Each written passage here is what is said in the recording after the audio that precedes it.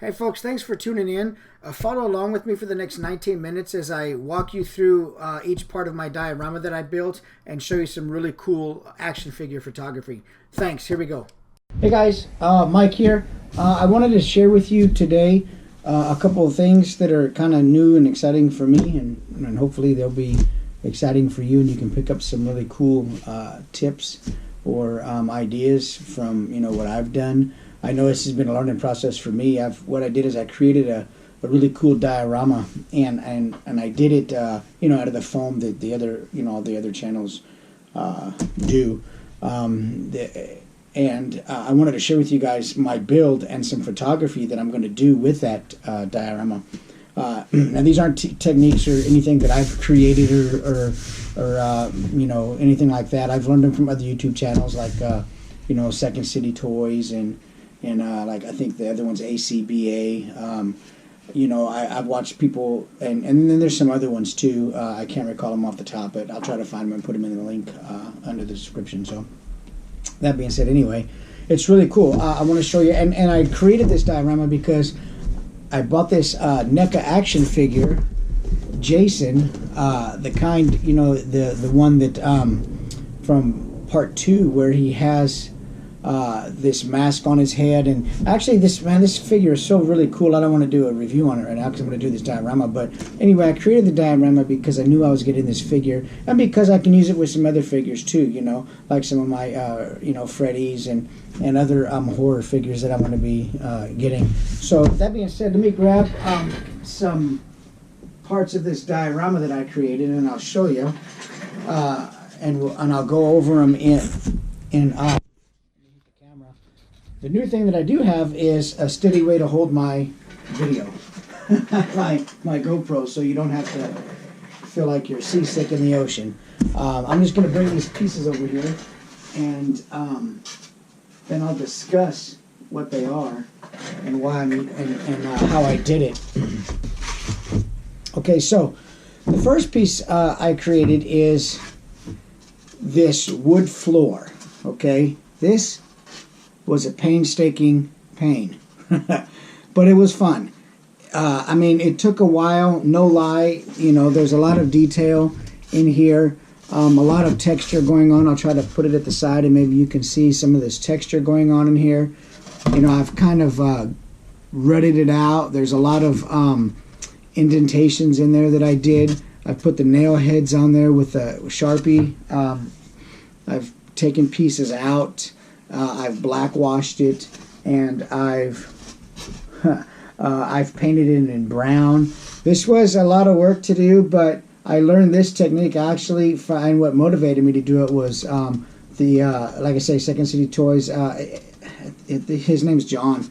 He's over in Chicago. But anyway, he has some really good tutorials on how to do this stuff.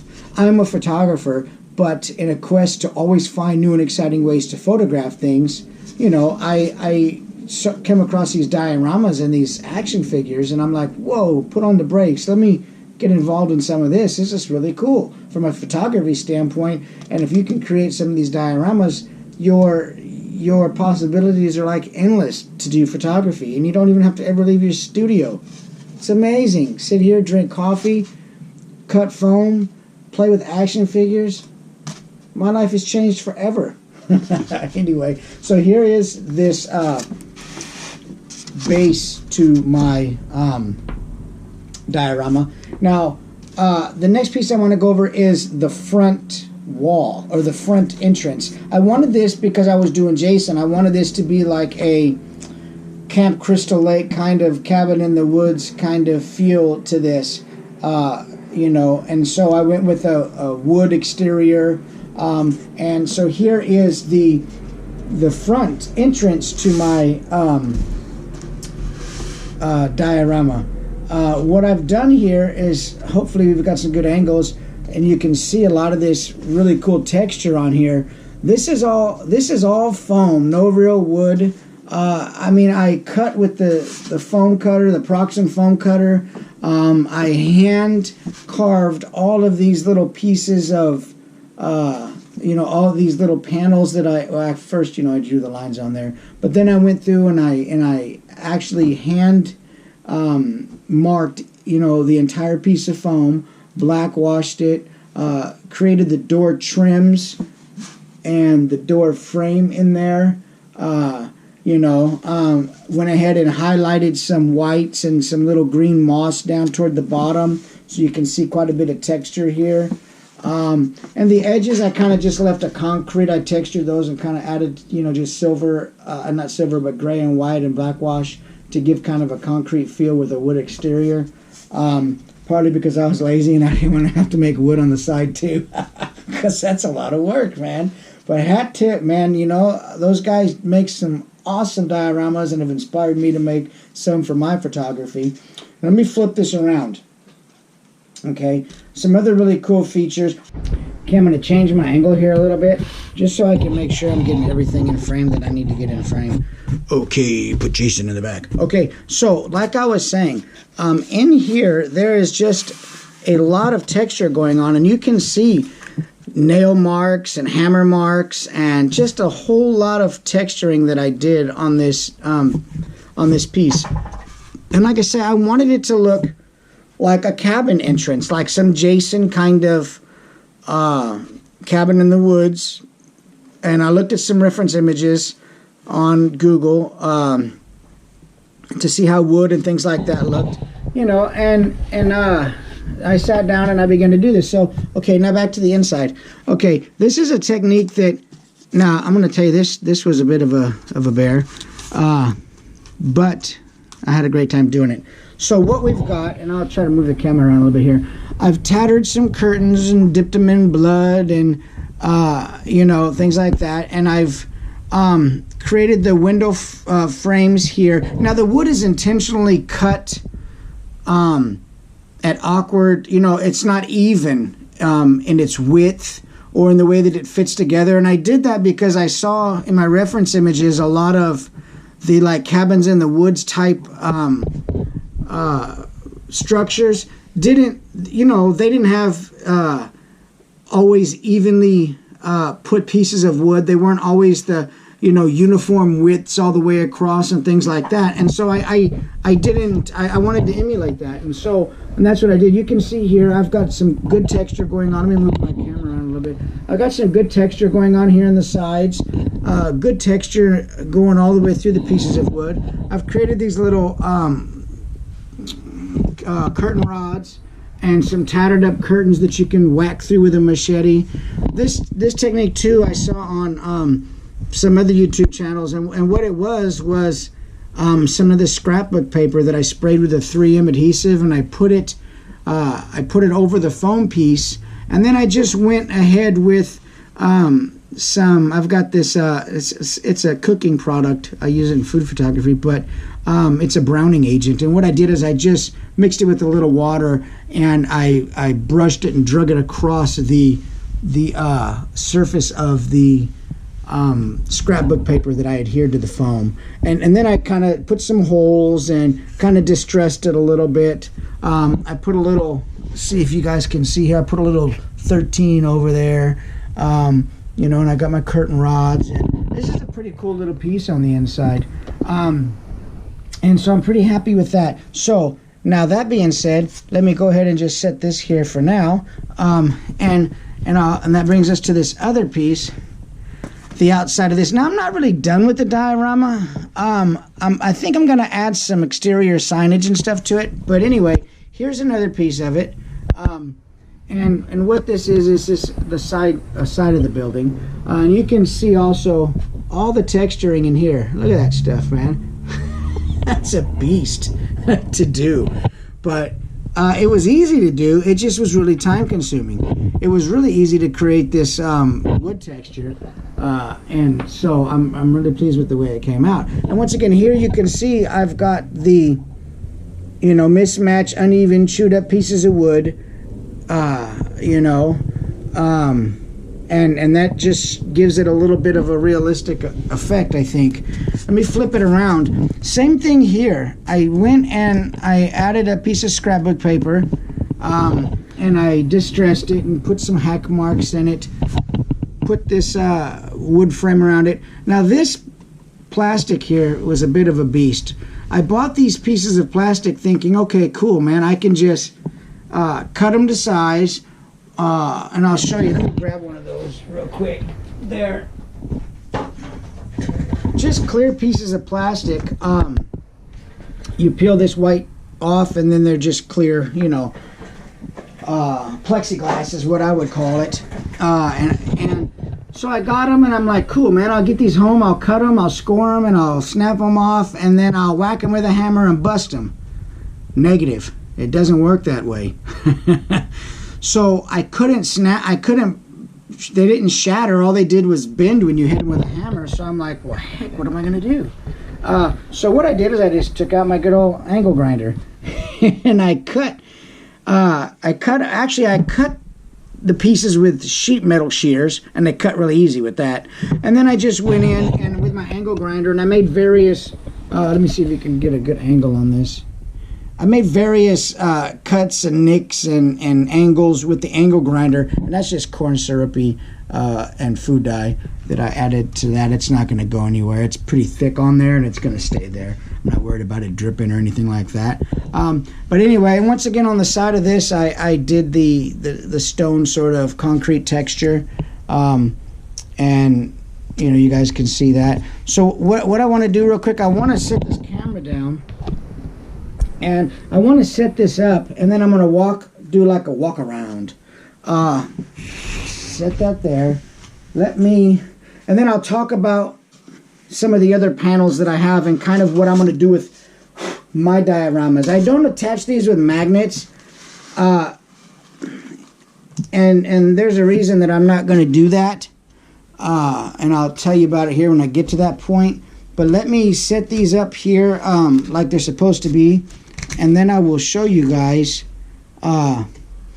Okay, so this is what it looks like here. Okay, set up with the wood floor. Get in there. Wood floor and 2 walls. Okay. And then, you know, you can see the inside here. Let me try to walk around over here. Okay, there we go. Can walk around here and see. We got some pretty cool looking little diorama. Jason's gonna rock in there. Now what I did, and what I was gonna say earlier, that I don't want to, let me scoot this back, I don't want to attach this with magnets, because what I'm gonna be doing with my dioramas is, as a photographer, I don't need entire buildings and things like that, you know, to shoot my action figures. I mean, there may be times where I want that, but instead what I do is I create additional panels and textures, and, you know, let me show you some of these other ones. You know, and here's another one I did, sort of a, you know, broken marble tile kind of panel. And what I do with this is, from a photographer standpoint, all I need to worry about is what is in frame in the camera. Anything else, I don't care. So I don't need to have complete buildings and dioramas. I just need to have something complete looking in frame. That's all. So the really cool thing about this is I can go from this building here, you know, like this, and then I can take one of these brick panels and let me lower my sweep in the back a little bit. Let me knock some stuff down.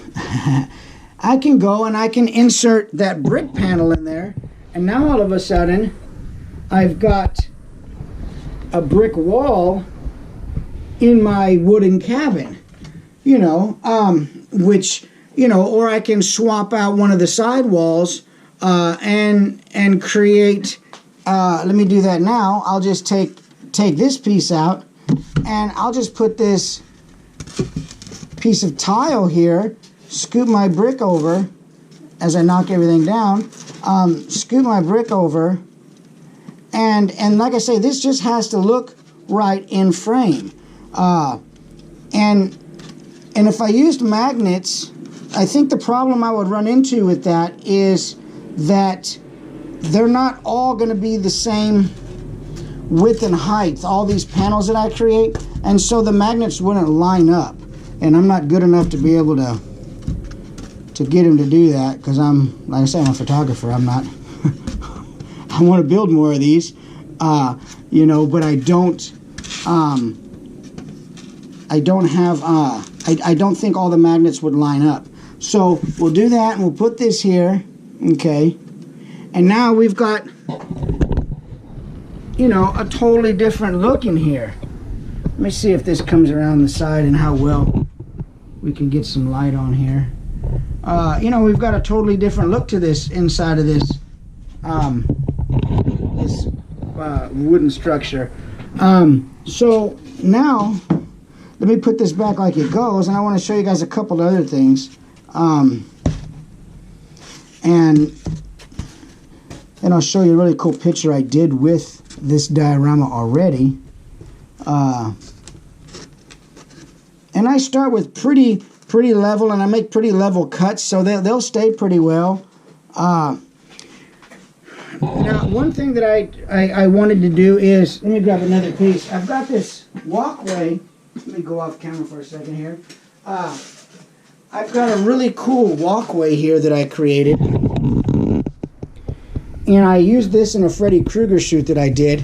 And see, once again, all I got to do is set this walkway in front of my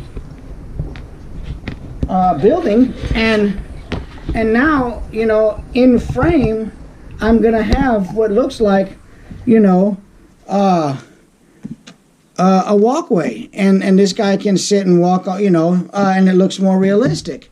I can use that, or I can move it, and perhaps I want to use something like this as a walkway, you know. Now I can do that. And so, you know, and that's kind of my thinking in all this, and I'm thinking about it from a photographer's perspective, not necessarily just building dios to collect action figures. That's not really my angle on it. And I love action figures and toys. Man, I wish I'd been doing this 20 years ago. But my kind of spin on it, for more the functional part of it, is ease of being able to move, manipulate, and make things kind of modular, so that I can have really cool, unlimited, really scenes to shoot from. And that's, you know, my take on it. What I want to show you guys real quick is what I'm talking about when I say that the possibilities are like unlimited in shooting photographies, in shooting subjects in these types of dioramas. Look at this. Let me move around here and position the camera. You know, I mean, look how cool you can create images.